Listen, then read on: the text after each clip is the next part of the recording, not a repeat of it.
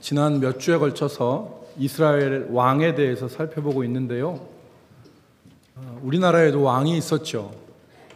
그 조선 시대를 우리가 훑어보면 조선 시대는 약 500년 동안 27명의 왕이 나라를 다스렸습니다.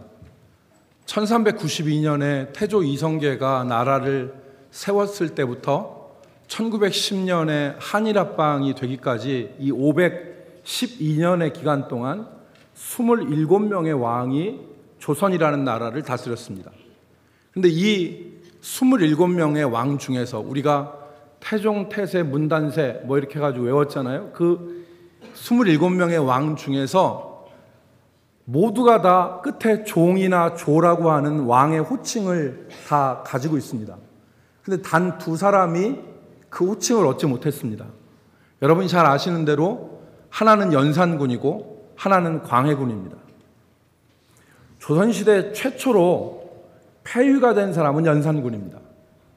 이 연산군은 그 구대 임금인 성종의 아들이었습니다.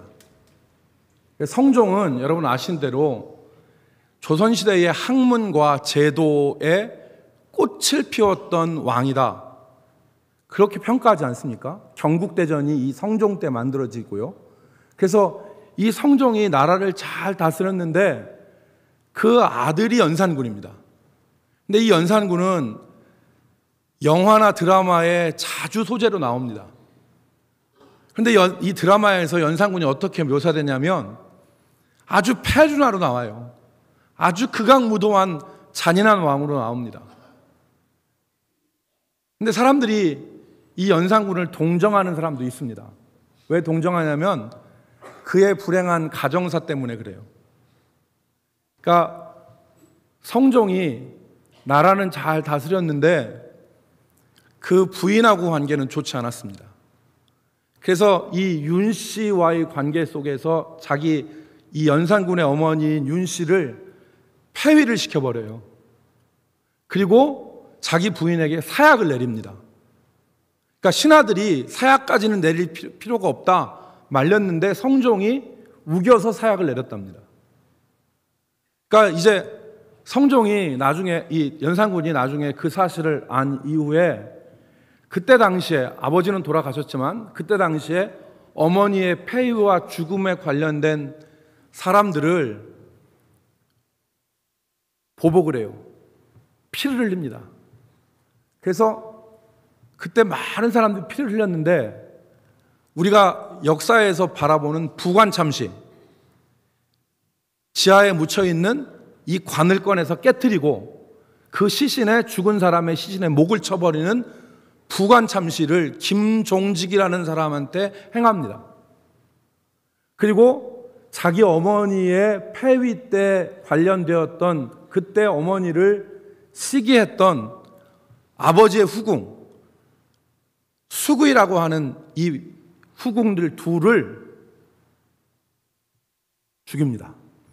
그런데 안타까운 것은 이 두 수기를 죽이고 그 시신으로 젖을 담아요. 그래서 그 시신을 짐승들에게 젖을 만들어서 먹을 수 있도록 뿌려버립니다. 이거 얼마나 이게 맺혔던 건가 알 수 있죠.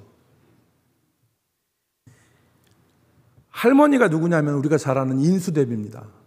청주한 씨인데, 청주한 씨는 하나밖에 없죠. 근데 이 청주한 씨가 인수대비인데 이 할머니가 며느리 그 폐비윤 씨가 탐탁지 못했어요. 그래서 이 폐비되는데 아주 역할을 하는데 이 연산군이 할머니한테 감정이 안 좋았잖아요. 그러니까 할머니 가슴을 머리로 들어봤습니다. 그래서 인수대비가 그 길로 누워서 인수대비가 생을 마감을 합니다. 그래서 보통 조선시대에 부모가 죽으면 3년상을 치렀는데 연산군은 인수대비의 3년상을 걷어찹니다. 한 달을 하루로 계산해서 25일상을 치르고 상을 치워버립니다. 그러니까 이게 그 당시에 유교 문화가 아주 번성했던 이 조선시대에는 폐륜으로 불려진 것이죠. 여러분, 우리가 흥청망청이라는 얘기를 많이 하는데요, 이 흥청망청이라는 얘기가 연산군 때 나온 얘기입니다.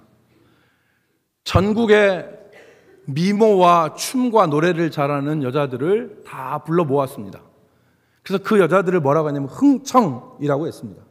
연산군이 정치를 다 그만두고 이 여인들과 재정이 바닥날 때까지 먹고 놀고 쓰고 하는 것을 가리켜서 사람들은 흥청망청이라고 불렀습니다.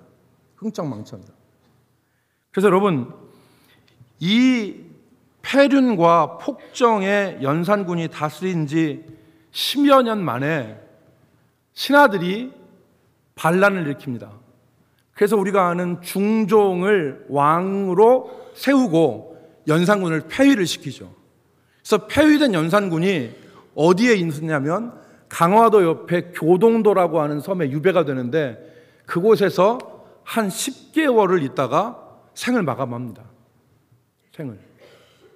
그래서 이 연산군이 마지막 한 말이 무엇이냐? 역사는 연산군이 자기가 폐위시킨 자기의 부인 폐비 신씨를 보고 싶단 말을 했답니다.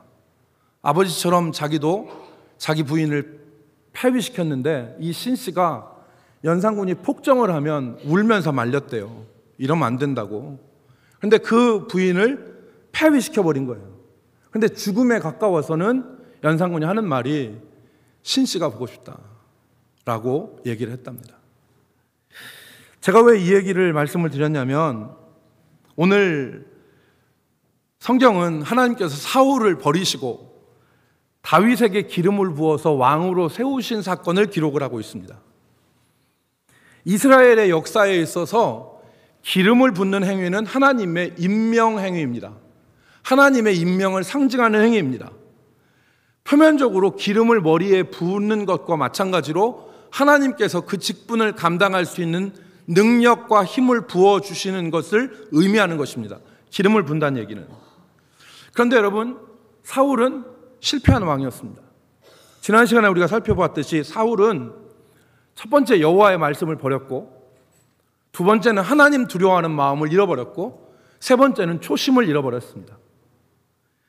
그런 사울이 있었는데 오늘 하나님은 사무엘에게, 그런 사울을 슬퍼하는 사무엘에게 언제까지 네가 사울을 위해서 슬퍼할 거냐?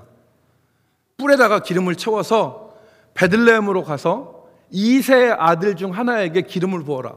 내가 왕이 될 사람을 보았다. 그렇게 말씀을 하십니다. 그래서 다윗이 베들레헴으로 하나님의 말씀대로 기름을 준비하여 베들레헴으로 갑니다. 여러분, 베들레헴이 어떤 곳입니까? 우리가 읽었던 룻기의 배경이 되는 곳입니다. 나오미의 고향이고요. 이 룻과 보아스 사이에서 난 오벳, 그리고 그 손자가 이새인데 그 이새의 고향이 바로 베들레헴입니다. 그래서 이 사무엘은 이 베들레헴으로 가서 이새와 그의 아들들을 제사에 초청을 합니다. 그리고 장자 엘리압부터 시작해서 아미나답, 삼마로부터 7째 아들까지 선을 다 보는데 하나님께서 기뻐하시는 사람이 그 가운데 없었어요. 그 가운데 하나님이 이 사람이다 이렇게 말씀하시는 자가 그 가운데 없었습니다. 사무엘이 이새한테 묻죠. 여기 있는 사람이 네 아들의 전부냐? 그러니까 아닙니다. 막내 아들 8째가 있는데 그는 들판에서 양을 치고 있습니다. 그를 데리고 와라. 그가 오기까지는 식사 자리에 우리가 앉지 않겠다. 다윗이 사무엘 앞에 설 때에 하나님이 이 사람이다라고 말씀하셨어요. 이 사람이다. 이 사람, 이가 바로 그다. 그렇게 말씀하셨죠. 여러분, 다윗은 이때 기름 부음을 받고 이스라엘의 가장 위대한 왕, 또 하나님이 기뻐하시는 사람, 그런 사람이 되었습니다. 오늘 우리는 이 사건을 통해서 하나님이 기뻐하시는 왕은 누구인가? 지난 주간에 우리가 사울의 실패를 통해서 사울이 왜 실패했는가를 생각해 봤다면 오늘 우리는 이 시간에 하나님께서 기뻐하시는 왕은 어떠한 모습인가를 같이 생각해 보도록 하겠습니다. 첫 번째, 하나님이 기뻐하시는 것은 사람의 외모나 조건에 있지 않습니다. 하나님이 기뻐하시는 것은 사람의 외모나 조건이 아닙니다. 오늘 본문에 보면 이새의 아들 엘리압을 보고 사무엘은 하나님이 기름 부으실 사람이 바로 이 사람이다, 이런 생각을 했어요. 그런데 7절에 보니까 하나님이 그런 사무엘의 생각과는 달리 하나님이 그의 용모와 키를 보지 말라, 이렇게 말씀하십니다. 그의 용모와 키를 보지 말라. 외모를 보지 말라는 거죠. 여러분, 사람들은 사람의 외모와 조건을 매우 중요하게 생각합니다. 그리고 그것을 통해서 사람을 판단합니다.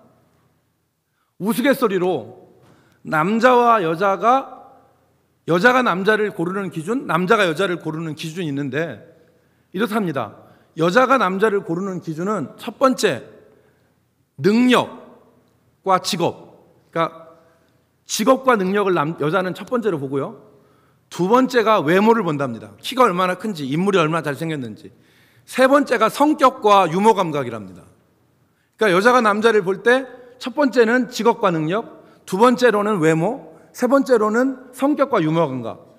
그런데 남자가 여자를 보는 기준은 뭐냐? 첫 번째는 외모, 두 번째는 외모, 세 번째도 외모를 본답니다. 그러니까 이게 얼마나 외모 지상주의의 사회라는 것을 우리에게 깨닫게 하죠. 사람은 사람을 판단할 때 외모를 봅니다. 그래서 오늘 말씀에 하나님께서 사무엘에게 내가 보는 것은 사람이 보는 것과 같지 않다. 사람은 외모를 보거니와 그랬습니다. 여기서 외모를 본다는 것은 겉모습을 본다는 것입니다. 겉모습을. 사람들은 겉으로 보이는 것을 봅니다. 그 사람의 학벌을 보고, 그 사람의 사회적인 지위를 보고, 그 사람의 재산을 보고, 그 사람의 외모를 봅니다. 그것으로 평가합니다. 그러나 여러분, 사람이 보기에는 좋아 보이고 훌륭해 보이지만 하나님이 보시기에는 아닌 것도 있습니다.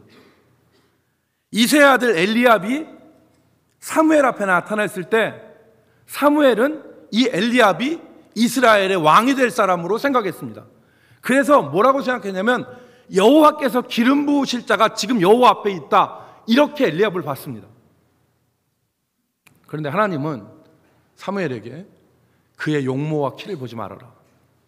엘리압은 사울처럼 키가 컸는가 봅니다. 그리고 그 용모가 모든 사람들이 보기에 저 사람은 왕 될 만하다. 우리 교회 성도 한 분이 그러더라고요. 어떻게 말씀하는 저한테, 목사님도 잘생기고 봐야 돼요, 그러더라고요.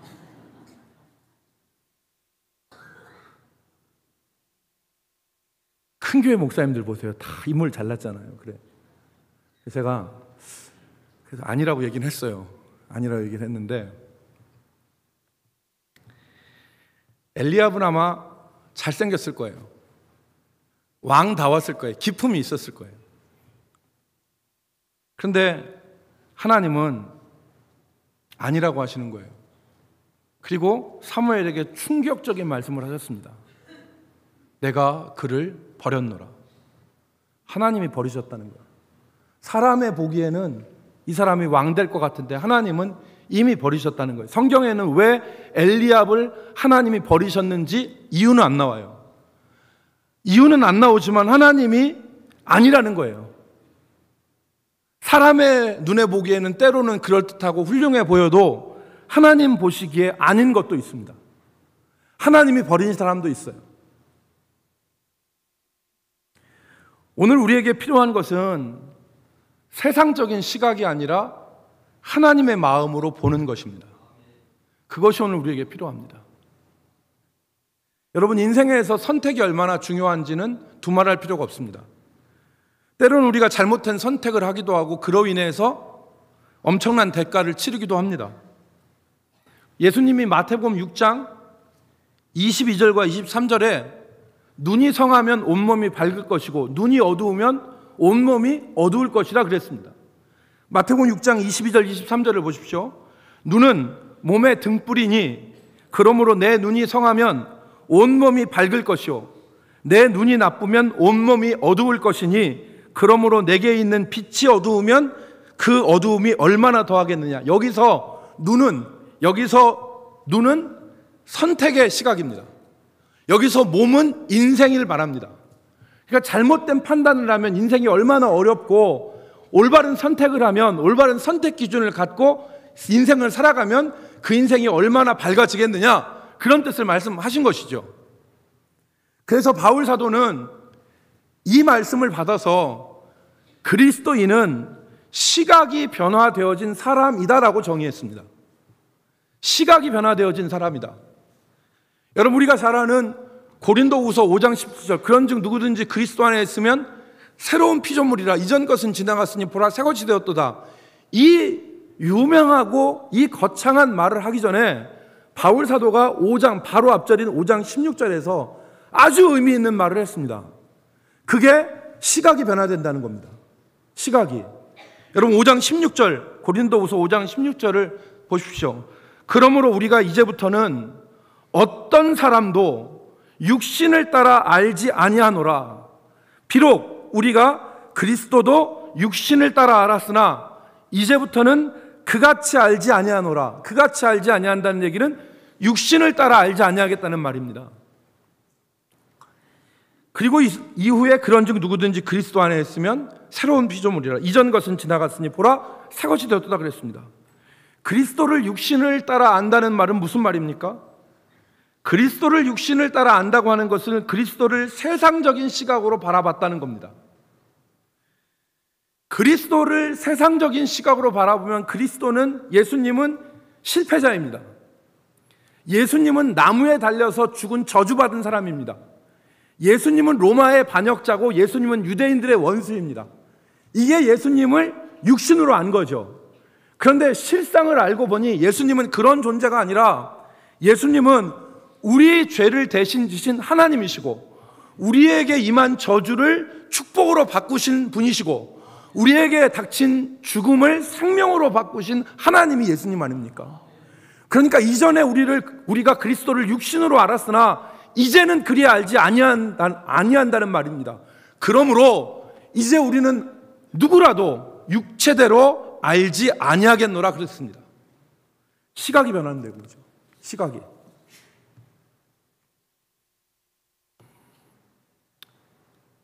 우리의 눈이 사람의 겉모습, 그리고 그 사람이 어떤 자리에 있느냐, 위치, 그 사람이 얼마나 가졌느냐의 재산, 소유,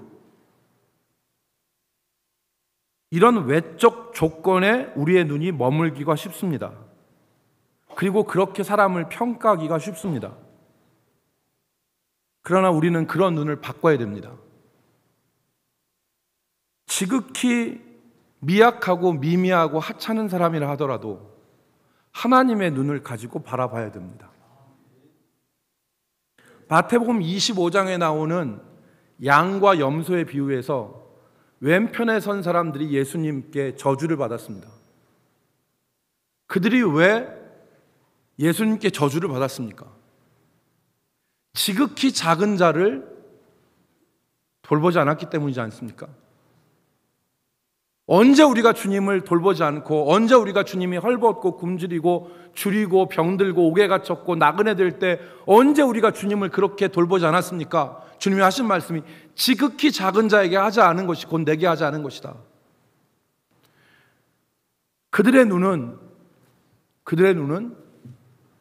저 멀리 계신 예수님에게 있었지 지금 이 자리에 있는 연약한 형제에게는 머물지 않았습니다. 오늘 우리가 생각해 봐야 됩니다. 내가 원수같이 생각하는 사람을 하나님도 원수같이 생각하실까? 생각해 봐야 됩니다. 하나님이 오늘 엘리압을 버렸다고 하셨는데 내가 내 마음속에서 버린 사람을 하나님도 버리셨을까? 혹 하나님이 내가 내 마음속에서 버린 사람을 아니다, 그 사람이 너에게 복덩이다 라고 말씀하시지는 않으시는가 생각해 봐야 됩니다. 우리는 세상의 조건, 세상의 외모만 가지고 사람을 판단하지 않습니까? 하나님이 기뻐하시는 것은 사람의 외모와 사람의 조건에 있지 않습니다. 눈이 밝아야 온몸이 성합니다. 눈이 성해야 온몸이 밝습니다. 반대로 눈이 어두우면 온몸도 어두워집니다. 오늘 하나님의 마음으로 세상을 바라볼 수 있는 우리 성도들이 되기를 주의 이름으로 축복합니다.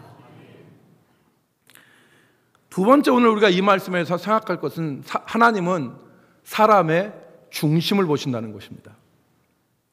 하나님은 다윗의 중심을 보셨습니다. 그래서 오늘 7절 말씀에 내가 보는 것은 사람이 보는 것과 같지 아니하니 사람은 외모를 보거니와 나 여호와는 중심을 보느니라 말씀하셨습니다. 여기 중심이라고 하는 히브리 원어는 육체 안에 있는, 우리 몸 안에 있는 심장, 염통을 말합니다. 그러니까 이 심장을 보는데 이 중심이라고 하는 염통, 심장이라고 하는 히브리어 레바브라는 말은 사람의 마음이라는 것으로 쓰일 수 있고 생각이라는 것도 쓰일 수 있고 속사람이라는 것으로 쓰일 수 있습니다. 그러니까 하나님이 중심을 보신다는 얘기는 그 사람의 생각과 그 사람의 마음과 그 사람의 속사람을 보신다는 뜻입니다. 다윗의 중심은 하나님을 향해 있었습니다.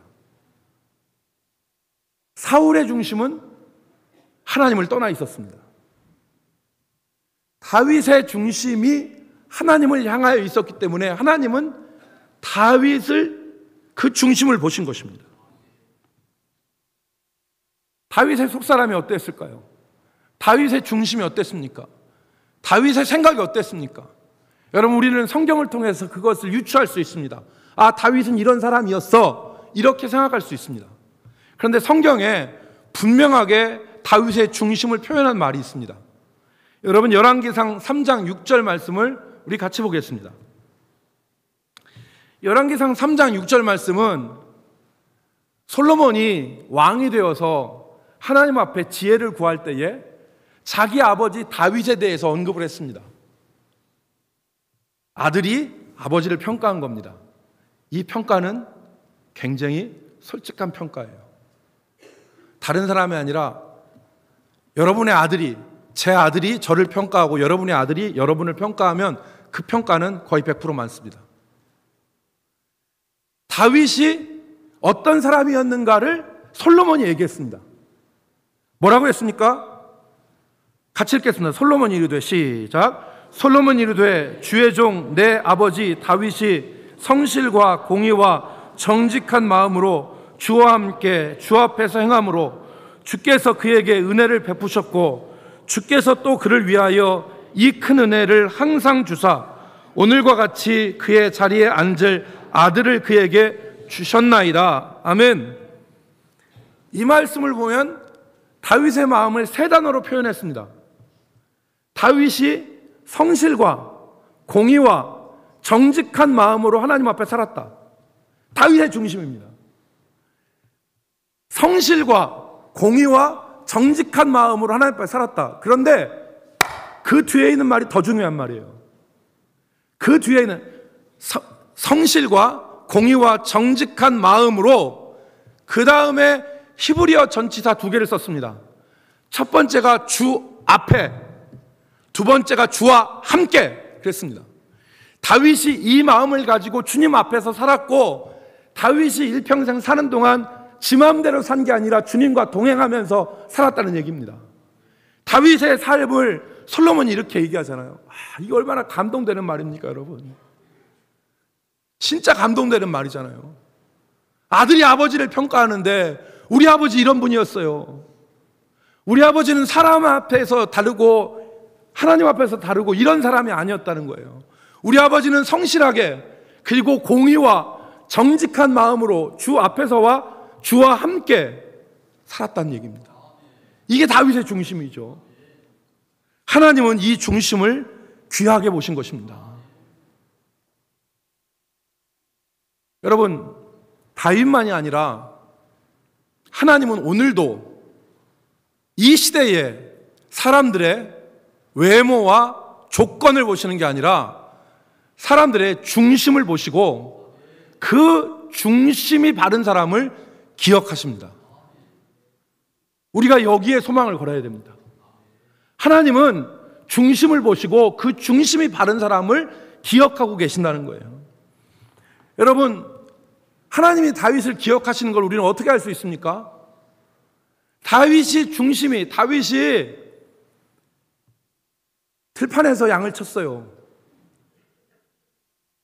작년에 우리 교회에 오셨던 백동조 목사님은 설교자적 상상력을 발휘해서 왜 집안에서 귀염받는 아들은 막내 아들인데 이 다윗이 다른 위의 것들은 다 집안에 있고 이 연약한 막내가 이 들판에서 양을 치는가 라는 데 의문을 갖고 성경에 군데 구절 이렇게 찾아서 다윗이 이 7명과 배다른 아들일 것이다 라고 생각을 하고, 그리고서 그의 어머니는 아마 일찌감치 없었을 것이다. 그래서 다윗은 따뜻하게 안아줄 아무 사람도 없고 다윗이 의지할 사람도 없고 형제들과는 같이 지내지 못하고 들판에서 양을 치는 그러한 형편 가운데 있었을 것인데, 그 외롭고 그 쓸쓸하고 그 홀로 된 자리에서 다윗은 하나님을 바라보고 성실함과 정직한 마음과 그리고 온전한 마음, 공의를 가지고 하나님과 함께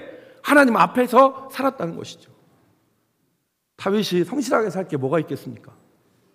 내 양도 아닌데, 아버지 양인데 그냥 이를 깨물면서 형들 욕하면 이 썩을 놈들 하면서 막 원망하고, 걸리는 양이 있으면 막 갖다 발로 팍 차고 그러면서 막 그렇게 살 수 있지 않았겠어요? 그렇게 살기가 쉬웠겠고, 그리고 아버지 앞에서는 무서우니까 하는 척하지만 아버지가 없으면은 안 하고 놀고. 그런데 다윗이 얼마나 성실하고 얼마나 정직했습니까? 그 양떼들을 보호하기 위해서 곰과 사자와 싸우잖아요.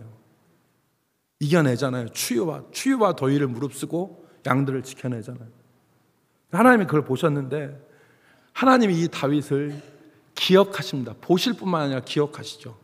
여러분, 다윗이 여러분 지금 기름 붓는 자리에 다윗의 아들 7이 다 와는데 선을 보이는 거예요. 지금 누가 왕이 될까, 누가 잘하나, 이 지금 대회를 하는 겁니다. 그래서 다윗의 아들들이 엘리압부터 다 잘 있고 하고서 다 왔어요. 그런데 1번, 2번, 3번, 4번, 5번, 6번, 7번 다 땡이야. 다 땡인데 아니야. 그래서 이제 심사 끝나고 누가 잘하나 대회 끝나는 줄 알았는데 사무엘이 뭐라고 하냐면 아들 더 없어. 이게 다요. 그러니까 아닙니다. 막내가 있습니다. 여러분, 여기서 막내라는 히브리 말은 순서상 맨 끝이라는 뜻만 있는 게 아니에요. 이 막내라는 히브리 단어는 하찮은 자, 작은 자, 보잘것없는 자라는 뜻이에요. 그러니까 내 아들 중에서 아주 보잘것없고 하찮은 놈이 하나 있는데 지금 들판에서 양을 칩니다. 그랬더니 사무엘이 뭐라고 하면 걔를 데리고 오십시오. 그 아이가 오기 전에는 우리가 먹는 자리에 앉지 않겠습니다. 하나님이 누구를 기억하신 거예요? 다윗을 기억하신 거예요. 다윗을 기억하시고 다윗을 기다려 주신 겁니다. 사무엘이 이 다윗을 데려오라고 했을 때 다윗을 부르러 간 시간, 다윗이 채비를 하고, 야 다윗 너 오래. 그래서 다윗이 준비를 하고 여기 오는 동안 시간이 얼마나 많이 걸렸겠어요. 근데 하나님은 기다려 주신 거예요. 다윗을 기억하고. 오늘 이 시대에도 하나님이 마음에 정직한 자, 그 중심이 하나님을 향하여 서 있는 자를 하나님의 때까지 기다려 주시는 일을 믿으시기를 바랍니다. 하나님이 기다려 주십니다. 여기서 다윗의 형제들 7명, 아니 70명, 700명이 있어도 소용없어요. 다윗 아니면 안 되는 자리입니다. 하나님은 다윗 아니면 안 되는 자리를 마련해 놓으신 거예요. 오늘 하나님은 중심이 하나님께로 향한 사람을 기억하십니다. 그러므로 오늘 우리가 가꿔야 될 것은 외모가 아니라 우리 마음의 중심입니다. 하나님을 향하여 중심을 가꾸시는 저와 여러분이 되기를 주의 이름으로 축복합니다. 기독교 신학자 스프라울이라고 하는 사람이 예수를 중간에 믿었어요. 그래서 이 사람이, 스프라울이라는 사람이 예수를 믿고 나니까 자기에게 변한 게 있대요. 그러니까 뭐냐, 주일에 교회 가고 성경 읽고 기도하고 술 먹고 담배 피지 않고, 그리고 성경 묵상하고, 그리고 말이 달라지고, 그리고 용어들이 다, 자기의 삶의 용어들이 다 기독교적으로 바뀌었대요. 그러니까 예를 들어서 어떤 거냐면 일요일을 주일이라고 하고, 그 다음에 다른 사람들하고 말하는 것을 형제자매들하고 나눈다고 얘기를 하고, 그리고 이 세상에서 이거 행운이야, 운이 좋았어, 이렇게 말하는 것을 바꿔서 하나님의 은혜야, 하나님이 주신 복이야, 이렇게 다 기독교적 용어로 바꿨다는 거예요. 그래서 자기 삶이 다 기독교적 용어로 바뀌었는데 정작 돌아보니까 자기의 종교적인 외형과 종교적인 모습만 바뀌었지, 진짜 자기 중심에서 의로운 생활로 변화되어지는 것은 지지부진하더라. 그래서 중요한 것은 기독교적인 용어로 바뀌는 게 중요한 게 아니고, 기독교적인 형식 가운데 사는 게 아니라 진짜 우리의 중심이 하나님의 기뻐하시는 모습으로 바뀌는 것이다, 이렇게 얘기를 했습니다. 여러분, 우리가 어쩌면 종교적인 모습으로 우리 자신들이 변화되어져 있어서 우리가 하나님이 기뻐하시는 사람으로 변화되었다고 착각할 수 있지 않겠습니까? 하나님이 정작 바라시는 것은 바로 뭐냐면 우리 마음속이 다윗과 같이 성실함과 공의와 정직한 마음으로 하나님 앞에서 하나님과 함께 살아가는 것인 줄로 믿으시기를 주의 이름으로 축복합니다. 그래서 우리의 중심을 가꿔야 돼요. 중심을. 어저께 30청년 수련회가 있었는데 30청년 수련회 가운데 한 사람이 와서 저한테 그렇게 얘기를 하더라고요. 목사님, 정말 새가족들은 우리 교회 30청년에 들어온 새가족들을 보면 정말 얘기하는 게 다 하나님 얘기, 또 진지한 말씀을 나누는데 기존에 있는 교인들은 다 사람 얘기하고 또 그 모습이 변하지 않고 그런 모습 때문에, 발견한 것 때문에 자기 가슴이 아프대요. 어떻게 이 사람들을 각성을 시켜서 이 사람들 중심 가운데 하나님의 은혜가 다시 불타게 하는지가 우리 교회의 관건이 아니냐 생각한다, 그렇게 말을 하더라고요. 제가 공감을 했어요. 여러분, 우리는 외모를 다른 사람에게 보이고 외모를 치장하기에 바빠요. 그러나 하나님은 중심을 보시는 하나님입니다. 마지막 세 번째로, 중심이 올바르면 방법이 보입니다. 하나님 앞에서 바른 중심을 가지면 방법이 보입니다. 다윗은 바른 중심의 사람이었습니다. 그는 하나님 앞에서 바로 살았죠. 그때 이 다윗이 이 중심이 드러나는 때가, 진가를 발휘하는 때가 있었어요. 그게 바로 언제냐면은 우리가 읽은 16장에 한 장 더 가면 17장이 있는데, 그 장이 어떤 장이냐면 바로 골리앗과의 대면입니다.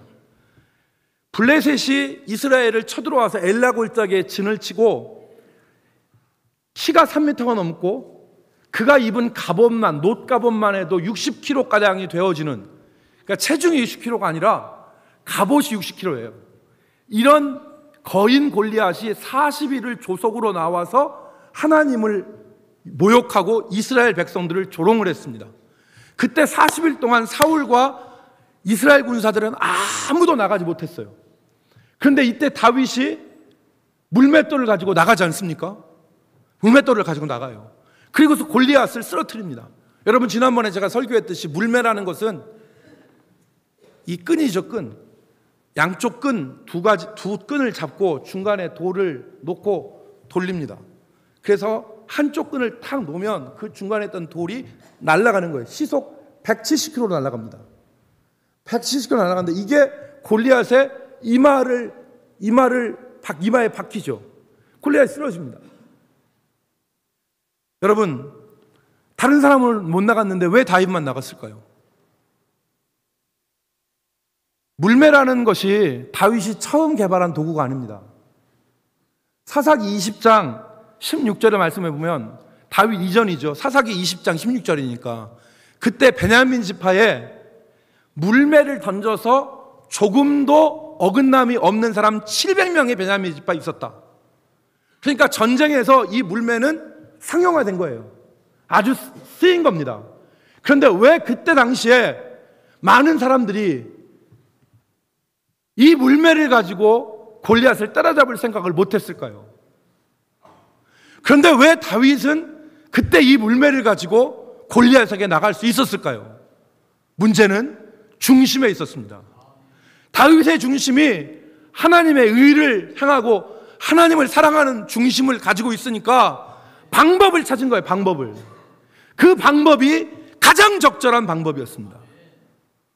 오늘 우리가 중심이 바르면 방법이 보입니다.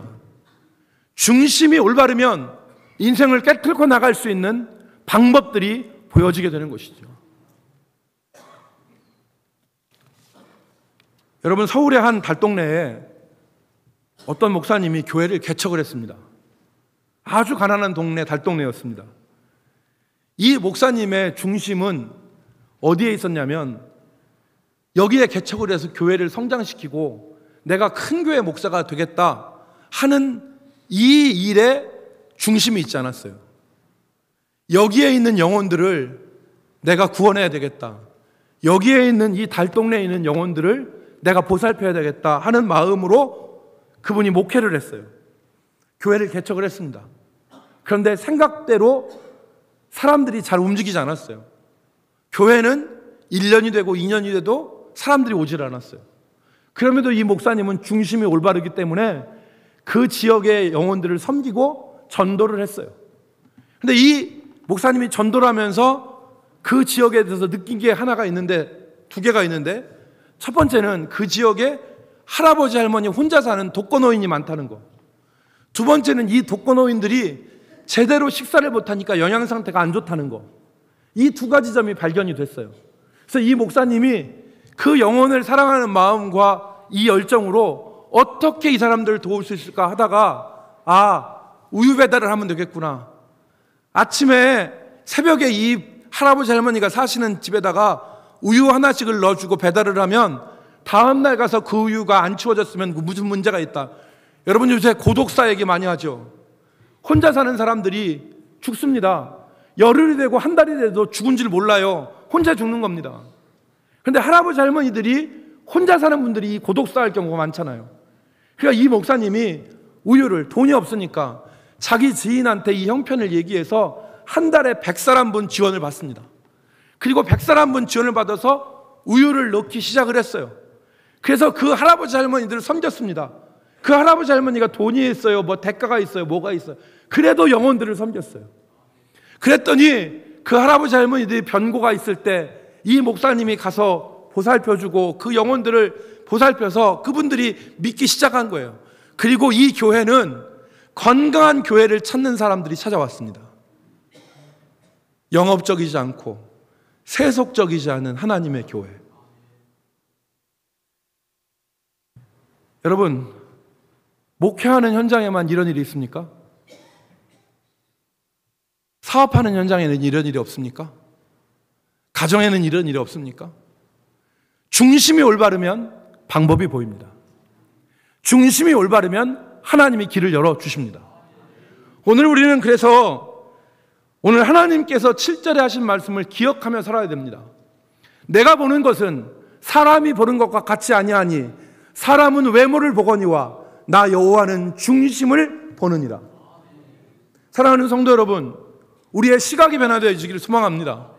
우리가 세상적인 시각을 가지고 인생을 바라보고 사람을 평가하는 것이 아니라 우리의 시각이 변화되어지기를 소망하고, 또한 우리가 중요시하는 것이 우리의 외모가 아니라 우리의 중심이기를 소망하고, 하나님이 우리와 함께 하신다는 걸 믿고 하나님이 주시는 지혜로 세상을 담대하게 살아나갈 수 있기를 주의 이름으로 축복합니다.